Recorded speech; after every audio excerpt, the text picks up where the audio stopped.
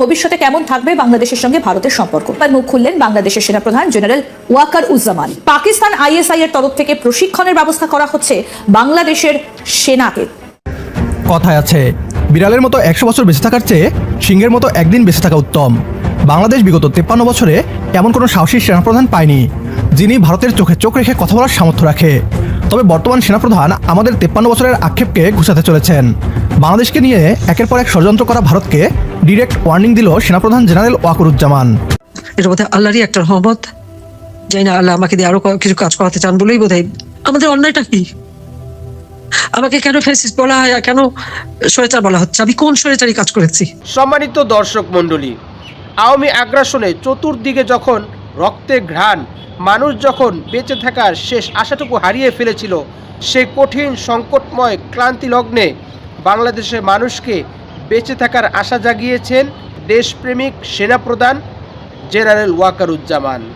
সম্প্রতি খালেদা জিয়ার সাথে তার সাক্ষাৎকার ও ভারতের বিষয়ে এক বিবৃতিতে পশ্চিমা মিডিয়াগুলোর ঘুম হারাম হয়ে গিয়েছে। অপরদিকে বাংলাদেশের নাগরিকদেরকে লক্ষ্য করে শেখ হাসিনার এক কল রেকর্ড ভাইরাল হয়েছে, যেখানে তিনি কান্নাকাটি করে বাংলাদেশের নাগরিকদেরকে ইমোশনাল ব্ল্যাকমেল করার চেষ্টা করেছেন। আর এ সংক্রান্তই বিস্তারিত প্রতিবেদন থাকছে আজকের ভিডিওতে। তাই আজকের ভিডিওটি অত্যন্ত গুরুত্বপূর্ণ হতে যাচ্ছে। 1 সেকেন্ড না টেনে ধৈর্য সহকারে পুরো ভিডিওটি দেখার জন্য আহ্বান করছি।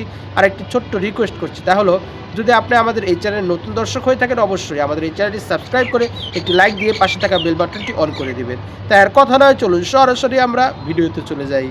আমি আর এখানে যে বেঁচে গেলাম, মাত্র 20-25 মিনিটের একটা ব্যবধানে আমরা মৃত্যুর হাত থেকে রক্ষা পেয়েছি। এই বেঁচে যাওয়ার পিছনে নিশ্চয়ই আল্লাহর কোনো একটা ইচ্ছা আছে, আল্লাহর কোনো হাত আছে, নইলে এবারে তো বেঁচে যাওয়ার কথা না। তারা যেভাবে প্ল্যান করেছিল আমাকে হত্যা করার, সেটা আপনারা পরবর্তীতে দেখেছেন। তবুও এটা বোধহয় আল্লাহরই একটা রহমত, যাই না আল্লাহ আমাকে দিয়ে আরো কিছু কাজ করাতে চান বলেই বোধহয় আমি এখনো বেঁচে আছি। আমার শুধু এটাই মনে হয় যে 21 আগস্টের হত্যাকাণ্ডের থেকে বেঁচে যাওয়া বা কটিরপাড়া ওই বিশাল বোমের হাত থেকে বেঁচে যাওয়া, আমার কষ্ট হচ্ছে আমি আমার দেশ ছাড়া, ঘর ছাড়া সবকিছু জ্বালিয়ে পড়ে দিয়েছে। 32 নম্বর বাড়িটা পর্যন্ত জ্বালিয়ে দিল। বিএনপি চেয়ারপারসন বেগম খালেদা জিয়ার সঙ্গে সাক্ষাৎ করে তার স্বাস্থ্যের খোঁজ নিয়েছেন সেনাবাহিনী প্রধান জেনারেল ওয়াকারুজ্জামান।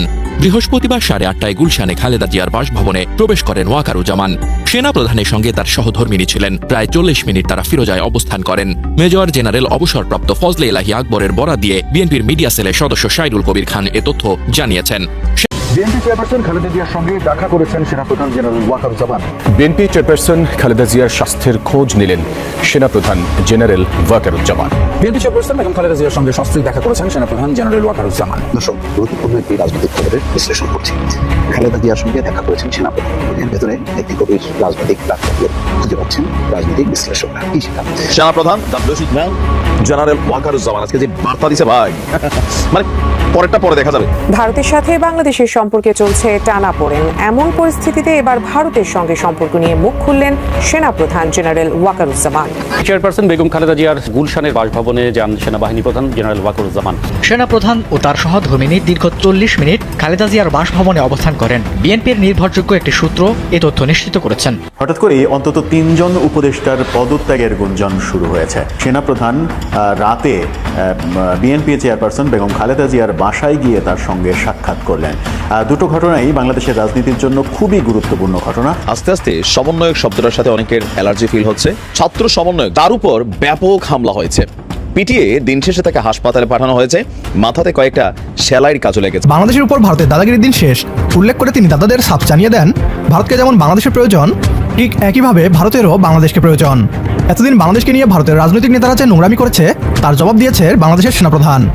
বাংলাদেশকে 24 ঘন্টায় দখল করে নেওয়ার হুমকি দেওয়া ভারতীয় দাদারা এখন গর্তে ঢুকে গিয়েছে। সেনাপ্রধানের আগুন ধরানো স্টেটমেন্ট শুনে ঘুম হারাম পশ্চিমবাংলার মিডিয়ার। এ নিয়ে কি বলছে তারা, আসুন তা দেখি। শেখ হাসিনা সরকারের পতনের পর থেকে ভারতের সঙ্গে বাংলাদেশের সম্পর্কটা যেন তলানিতে গিয়ে ঠেকেছে। ইউনূস তার পাকিস্তান প্রীতির উদাহরণ বারবার দিয়েছেন। হিন্দুদের উপর অত্যাচার, মন্দির ভাঙচুরের মতো ঘটনা তো একেবারে জল ভাত হয়ে গেছে। আর শেখ হাসিনা যেহেতু ভারত থেকে ইউনূস সরকারের বিরুদ্ধে একের পর এক মন্তব্য করেছেন, সেই বিষয়টা ঢাকা মোটেই ভালো চোখে দেখছে না। এখন এই পরিস্থিতিতে দাঁড়িয়ে প্রশ্ন হলো, ভবিষ্যতে কেমন থাকবে বাংলাদেশের সঙ্গে ভারতের সম্পর্ক। কারণ ঢাকাকে কিন্তু চিকিৎসা থেকে শুরু করে অনেক ক্ষেত্রেই ভারতের ওপর নির্ভর করতে হয়। এই সম্পর্ক নিয়ে এবার মুখ খুললেন বাংলাদেশের সেনাপ্রধান জেনারেল ওয়াকারুজ্জামান। তিনি বলছেন, বাংলাদেশের গুরুত্বপূর্ণ প্রতিবেশী হলো ভারত। ভারতের ওপর বাংলাদেশ অনেকাংশে নির্ভরশীল। বাংলাদেশেও প্রচুর ভারতীয় থাকেন, সেখানে তারা কাজ করেন। আবার চিকিৎসার জন্য বাংলাদেশিরা ভারতে যান। অর্থাৎ দেওয়া নেওয়ার একটা সম্পর্ক আছে দুদেশের মধ্যে। ইতিমধ্যে বেশ কিছু খবর বাইরে এসেছে যে এবার নাকি বাংলাদেশ সেনাকে প্রশিক্ষণ দেবে পাকিস্তান সেনা কিংবা আইএসআই। সেই খবরগুলো কিন্তু সামনে এসেছে এবং ইতিমধ্যে আরো সূত্র মারফত যে খবর জানা যাচ্ছে সেটা হচ্ছে যে ঢাকা ক্যান্টনমেন্টে নাকি আইএসআই পাকাপাকিভাবে তাদের অফিস তৈরি করে ফেলেছে। এমনকি পাকিস্তান আইএসআই এর তরফ থেকে প্রশিক্ষণের ব্যবস্থা করা হচ্ছে বাংলাদেশের সেনাকে। বাংলাদেশের সেনাপ্রধান জেনারেল ওয়াকারুজ্জামান ভারতকে জানিয়ে দেন, বন্ধুত্ব হতে হবে সমমর্যাদার ভিত্তিতে। বাংলাদেশকে আবারও ভারতের কলোনিতে পরিণত করার খোয়াব যেন তারা না দেখে।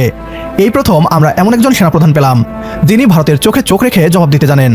ভারতকে খুশি করতে তৈলমর্দন নয়, বরং বাংলাদেশের কোটি মানুষের মনের কথা বলেছেন সেনাপ্রধান। সেনাপ্রধানের এমন করা মন্তব্যের পর এবার পশ্চিমবাংলার মিডিয়া বাংলাদেশ সেনাবাহিনীর সাথে পাকিস্তান সেনাবাহিনীর যোগসূত্রের মিথ্যাচার করছে। আমাদের সেনাবাহিনী এবং অন্তর্বর্তীকালীন সরকার নাকি বাংলাদেশকে পাকিস্তানের হাতে তুলে দিয়েছে। ঢাকার ক্যান্টনমেন্টে পাকিস্তানি সেনাবাহিনী নাকি বাংলাদেশ সেনাবাহিনীকে ট্রেনিং। সম্মানিত দর্শক মণ্ডলী, আওয়ামী আগ্রাসনে মানুষ যখন বেঁচে থাকার শেষ আশাটুকু হারিয়ে ফেলেছিল, মানুষ যখন হারিয়ে ফেলেছিল তার ভোটাধিকার, মানুষ যখন তার স্বাধীনতাকে হারিয়ে ফেলেছিল, সেই কঠিন সংকটময় মুহূর্তে ছাত্র জনতার বিপ্লবের মাধ্যমে যখন এই দেশটি স্বাধীন হলো, তখন ছাত্রদের পাশে বেঁচে থাকার মতো তাদের শেষ আশাটুকুও হারিয়ে গিয়েছিল। সেই কঠিন সংকটময় ক্রান্তি লগ্নে বাংলাদেশের ছাত্র জনতার ও বাংলাদেশের মানুষের পাশে এসে দাঁড়িয়েছেন সেনাপ্রধান ওয়াকারুজ্জামান। অন্যান্য রাষ্ট্র দিকে যদি আমরা লক্ষ্য করি তাহলে দেখব, যখন কোনো রাষ্ট্রে গণ অভ্যুত্থান হয় তখন সাথে সাথে ক্ষমতা গ্রহণ করে নেয় সেই দেশের সেনাবাহিনী। কিন্তু আমাদের বাংলাদেশের সেনাবাহিনী এতটাই উদার যে বাংলাদেশের জনগণের, বাংলাদেশের বিপ্লবী জনতা ও ছাত্রদের এই বিপ্লবকে তারা যথাযথ মূল্যায়ন করে তারা ক্ষমতা খাটিয়ে ক্ষমতা দখল করেনি, বরং তাদের মনকে, তাদের মন অনুযায়ী তারা যাদেরকে উপদেষ্টা বানাতে চেয়েছেন এবং অন্তর্বর্তীকালীন সরকারকে তারা গঠন করতে চেয়েছেন, তাদের মতামতকে সর্বাধিক মূল্যায়ন করেই অন্তর্বর্তীকালীন সরকার গঠন করা হয়েছে এবং তাদেরকে পূর্ণ সহযোগিতা করার আশ্বাস দিয়েছেন এই সেনাপ্রধান ওয়াকারুজ্জামান খান। শুধু তাই নয়, বিগত বছরগুলোতে আমরা কখনোই দেখিনি এমন একজন নির্ভীক সাহসী সেনাপ্রধান যে নাকি ভারতের চোখে চোখ রেখে কথা বলতে পারে। কিন্তু আমাদের এই দেশপ্রেমিক সেনাপ্রধানকে আমরা দেখেছি তিনি ভারতের বিরুদ্ধে, ভারতের বিভিন্ন নেতাকর্মীদের, বিজেপি নেতাদের বিষোদ্গারের বিরুদ্ধে তিনি কঠিন পদক্ষেপ গ্রহণ করতে চলেছেন এবং সামরিক এবং বাংলাদেশ সেনাবাহিনীকে যুদ্ধের জন্য যেভাবে দরকার সেভাবেই তিনি সর্বদাই প্রস্তুত থাকার ইতিমধ্যে নির্দেশনা জারি করে দিয়েছেন।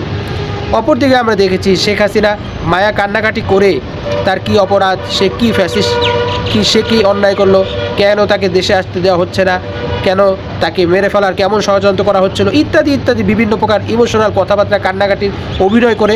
কারণ আমরা পূর্বেই দেখেছি তিনি যে একজন শ্রেষ্ঠ নাট্যকার সেটা আমাদের বোঝার আর বাকি নেই, সেটা বাংলাদেশের জনগণ ইতিমধ্যে বুঝে ফেলেছে।